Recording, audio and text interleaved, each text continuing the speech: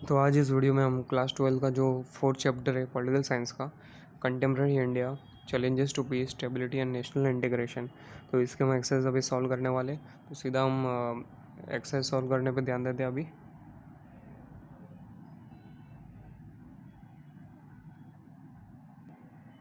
तो देखो page number 46 पे एक्सरसाइज आपका स्टार्ट हो रहा है, चैप्टर नंबर 4 का पॉलिटिकल साइंस का क्लास 12। तो क्वेश्चन नंबर 1 ए क्या है कि Unity in diversity is one of the important Indian value associated with Panchayat Raj, national integration, concept of a nation और concept of a melting pot।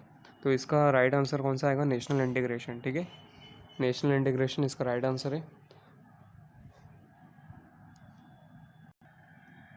तो ये देखो मैं हाईलाइट कर देता हूँ इसको, ये देखो हाईलाइट कर दिया, तो ये आपका राइट आंसर है। ओके, तो अब सेकंड क्वेश्चन हम देखते हैं अभी। तो सेकंड वन क्या दिया है कि Charu Majumdar is associated with dash JKLF, Naxal movement, Hizbul Mujahideen, Assam oil blockage. ठीक है, तो इसका राइट आंसर कौन सा है? नक्सल मूवमेंट। नक्सल मूवमेंट इसका राइट आंसर मैं हाईलाइट कर देता हूँ ब्लू से। ठीक है, ये देखो ब्लू हाईलाइट कर दिया मैंने अभी, ये राइट आंसर आपका। अभी सेकंड अभी देखते हैं हम अभी।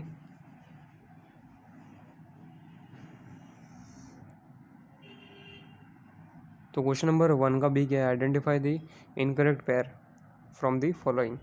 तो पहला कौन सा दिया है? Jawaharlal Nehru, discovery of India, right है। सेकंड क्या दिया है? Struggle for rights of Tamil, LTTE, ये भी राइट है। थर्ड वन क्या दिया? नेशनल इंटीग्रेशन काउंसिल, आर्टिकल 370, तो ये रॉन्ग है। आर्टिकल 370 किससे रिलेटेड था? Special status for Jammu and Kashmir. ठीक है, special status for Jammu and Kashmir ये लिखना है। नेशनल इंटीग्रेशन काउंसिल लिखा है, इसके जगह आपको क्या लिखना है? Special status of for Jammu and Kashmir. Okay, अगर सुनाई या फिर कुछ प्रॉब्लम हुआ रहेगा इसका तो मैं बता देना, मैं कमेंट करके इसका आंसर बता दूंगा आपको। और अभी क्वेश्चन नंबर 2 क्या है? Find the odd one out. चार दिए है, terrorism, nationalism, Naxalism and extremism. तो इसमें से रॉन्ग कौन सा है? ऑड वन आउट मतलब, तो इसमें से ऑड वन आउट कौन सा रहेगा? नेशनलिज्म। नेशनलिज्म देखो, क्योंकि टेररिज्म ये भी एक वायलेंट एक्टिविटी है, नक्सलिज्म ये भी एक वायलेंट एक्टिविटी है, इसमें वेपन्स का यूज़ होता है और मतलब रिबेल होती है। और एक्सट्रीमिज्म ये भी मतलब वायलेंस से रिलेटेड है, लेकिन नेशनलिज्म ये वायलेंस से रिलेटेड नहीं है। ठीक है, तो इसका राइट आंसर कौन सा है? नेशनलिज्म। देखो हाईलाइट कर दिया मैंने। ठीक है, तो इसका ये राइट आंसर है नेशनलिज्म, ये आएगा आंसर। और क्वेश्चन नंबर 2 का बी क्या है कि state the appropriate concept for the given statement. ठीक है, तो हमें स्टेटमेंट दिया है, उसका भी एप्रोप्रिएट मतलब जो भी क्या आएगा वो कंसेप्ट वो हमें बताना है। Threat use violence with an intention to create panic in the society. तो इसका क्या रहेगा आंसर रहेगा आपके हिसाब से? तो इसका मैं बता देता हूँ आंसर, टेररिज्म राइट आंसर है। ठीक है, टेररिज्म। स्पेलिंग देख लो आप, ये रहा स्पेलिंग, आपको हाईलाइट करके बता देता हूँ स्पेलिंग टेररिज्म का। देखो क्वेश्चन नंबर 2 का बी है, thread using violence with an internal create panic in the society, terrorism इसका आंसर आएगा। मैं दिख रहा होगा आपको। और अभी सेकंड वन क्या दिया है कि involvement of people in the decision making process of state. ठीक है, involvement of people in the decision making process of a state, तो इसका राइट आंसर आपका गुड गवर्नेंस आएगा। GOOD good governance, GOVERNANCE। देखो गुड गवर्नेंस का spelling मैं आपको लिख के भी बता देता हूँ एक बार, ताकि कुछ आपको मिस्टेक ना हो जाए। जी, ये देखो स्पेलिंग मिल गया आपको। ओके, ये देखो ये रहा, ये देखो ये रहा स्पेलिंग, इसको हाईलाइट कर रहा हूँ मैं, देख लो एक बार आप सही से। बस हो गया।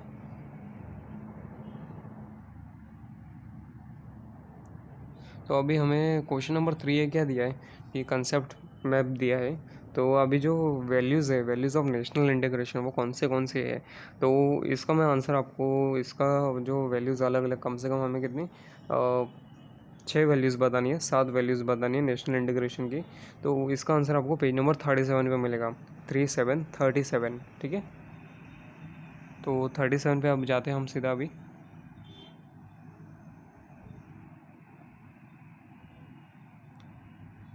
ये देखो पेज नंबर 37 पे हम आ गए अभी। तो इधर आपको मिल जाएगी जो वैल्यूज़ है, ठीक है। देखो, the common values associated with national integration में be identified as citizenship, unity in diversity, loyalty to the nation, ठीक है, sense of fraternity among all diverse communities, secularism और social justice, economic justice, political justice. ये तीनों अलग लिखने हैं, ठीक है, आपको एक में ही मत लिखो। सोशल जस्टिस का अलग बॉक्स में लिखो, इकोनॉमिक जस्टिस का अलग बॉक्स में लिखो और पॉलिटिकल जस्टिस का अलग लिखो, ठीक है। तो इससे आपको दूसरे कोई याद रखने की ज़रूरत नहीं है, खाली जस्टिस आएगा सबके एंड में, social justice, economic justice, political justice और इक्वलिटी, ठीक है। ये हो गया आपका आंसर, पेज नंबर 37 पे मिलेगा आपको। तो अब हम आगे बढ़ते, कंसेप्ट मैप भी हो गया हमारा।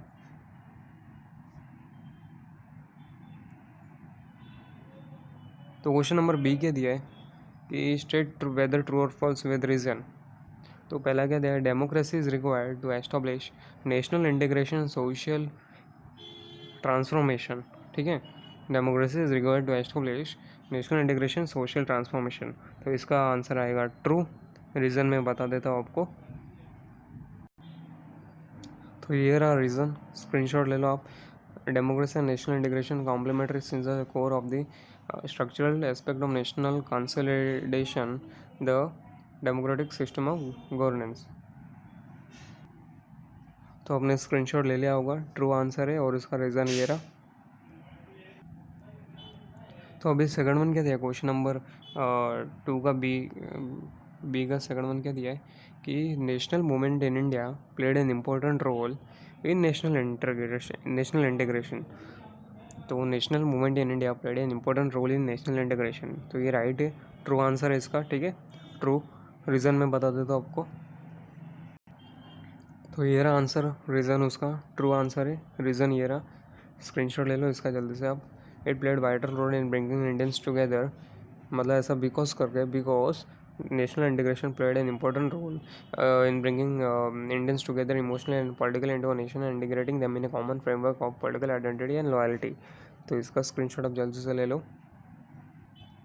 तो इधर हमें क्वेश्चन नंबर 4 में क्या पूछा है, एक्सप्लेन द को relation between the following national unity and regional aspirations, ठीक है। तो इन दोनों के बीच में हमें को रिलेशन बताना। तो इसका मैं आंसर आपको डायरेक्टली बता देता हूँ, आंसर आपको। तो ये देखो, ये रहा आंसर इसका, आप सीधा स्क्रीनशॉट ले लो। इधर नेशनल यूनिटी के बारे में बताया और रीजनल एस्पिरेशंस के भी बारे में। देखो, national unity is possible when citizen of the state exhibit psychological oneness, solidarity and shared values. और regional aspirations have their roots in historical, linguistic or cultural issues or maybe a product of regional political output. तो ये पूरा आपको answer लिखना है, इसका screenshot आप ले लो और मैं जूम करके भी आपको बता देता हूँ, ताकि अगर किसको प्रॉपरली आ रहा नहीं होगा स्क्रीनशॉट, तो मतलब ब्लर दिख रहा होगा, तो मैं जूम करके भी बता देता हूँ एक बार, ठीक है। ये देखो, अब ले लिया होगा आपने स्क्रीनशॉट। तो अभी देखो, क्वेश्चन नंबर 5 क्या पूछा है, peace and stability are needed for the nation's progress, ठीक है, peace and stability are needed for the nation's progress. तो इसका, हाँ, ये दोनों की ज़रूरत है, पीस और स्टेबिलिटी की, नेशन का प्रोग्रेस होने में। ये एक मेन कॉम्पोनेंट है ये भी। तो इसका मैं रीज़न आपको बता देता हूँ, ओपिनियन मतलब। तो ये देखो दिया हुआ है, peace, stability and order are necessary for the nation's progress and the good life of citizen. तो इसका आप स्क्रीनशॉट ले लो। देखो, पीस और जो स्टेबिलिटी है और पब्लिक ऑर्डर है, ये क्यों ज़रूरी है, क्योंकि कंट्री बाद में दूसरी चीज़ों पे ध्यान दे सकती है।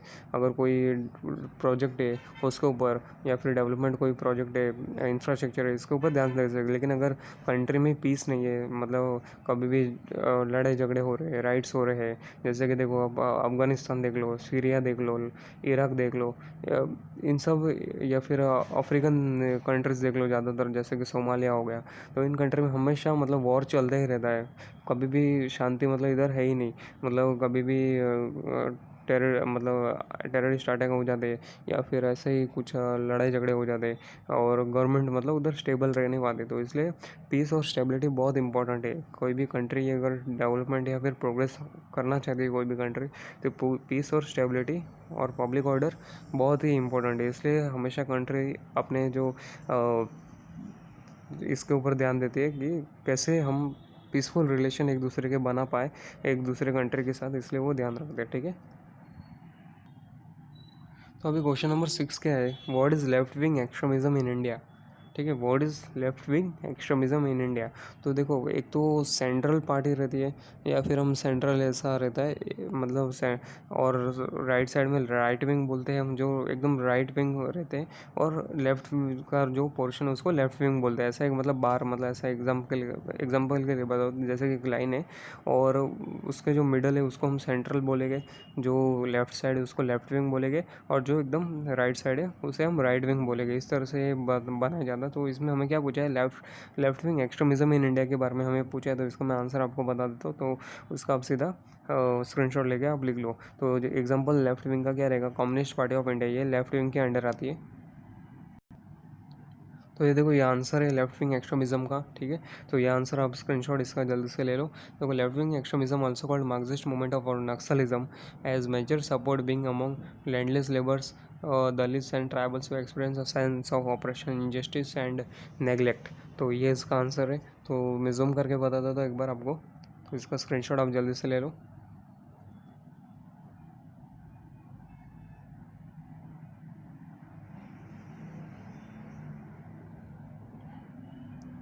ठीक है, तो आपने ले लिया होगा स्क्रीनशॉट मुझे लगता है। तो अभी देखो, क्वेश्चन नंबर 6 का 2 क्या है, explain cross border terrorism in Jammu and Kashmir. तो क्रॉस बॉर्डर टेररिज्म है इन जम्मू एंड कश्मीर में, वो हमें बताना है। तो इसका मैं सीधा आपको आंसर बता देता हूँ। उसका जल्दी से आप जो हमेशा बोलता हूँ, स्क्रीनशॉट ले लो। तो ये देखो, ये रहा आंसर उसका। ठीक है, ये थोड़ा पूरा आंसर नहीं है, दूसरा भी अभी तक है, तो इसका पहले आप स्क्रीनशॉट ले लो। देखो, दिया है Indian independence act 1947 provided that princely states 562 existed then, उस टाइम पे इतने थे। ठीक है, तो ये पूरा इसका स्क्रीनशॉट आप पहले ले लो।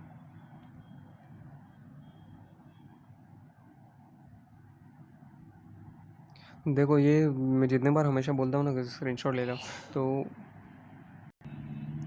जब आप स्क्रीनशॉट लेते हो तो आपकी जो वीडियो की क्वालिटी है उसको या तो फिर 360 पे रखो, या फिर 480 या फिर 720 पे। क्योंकि बहुत बार क्या रहता है, जो आप है ना, जैसे कि डिफ़ॉल्ट रहता है कि 144 या 360 पिक्सल पे मतलब वो वीडियो आपकी प्ले होती है। तो आप क्या करोगे, अगर कभी आपको कुछ इमेजेस, जैसे मैं स्क्रीनशॉट लेने के लिए बोलता हूँ, या आपको ब्लर दिखे, तो आप क्या करोगे, ये उसको 360 सेटिंग में जाके 360 पी पे रख दो, या फिर 480 या फिर 720 पे, जैसे आपकी वीडियो क्वालिटी रहेगी उससे। लेकिन क्या रहेगा कि आपका थोड़ा नेट ज़्यादा, जो डाटा है वो ज़्यादा कंजप्शन होगा। ठीक है, तो इसलिए अब जैसे मैं कभी स्क्रीनशॉट इमेज का लेने के लिए बोलता हूँ, तो आप क्या करोगे, उस वक्त पे आप अपनी जो वीडियो क्वालिटी है वो थोड़ा 360 या 480 पे रख दो, ताकि आप एकदम क्लियर दिखे आपको स्क्रीनशॉट में। ओके, तो अभी ये दूसरा वाला ले लो, ये वाला भी उसका कंटिन्यूशन है, ये वाला। तो बस आपने ले लिया होगा स्क्रीनशॉट, हो गया पूरा ही चैप्टर कंप्लीट हो गया। और अभी बस 2 चैप्टर बाकी, थर्ड और सेकंड। फर्स्ट का मैंने पहले वीडियो अपलोड कर दिया है, एकदम स्टार्टिंग में, बहुत पहले, 2 4 3 महीने पहले। ओके, वीडियो अच्छा लगा तो सब्सक्राइब करो, शेयर करो अपने दोस्तों के साथ, ताकि उनको भी थोड़ी हेल्प हो सके। Okay, thank you.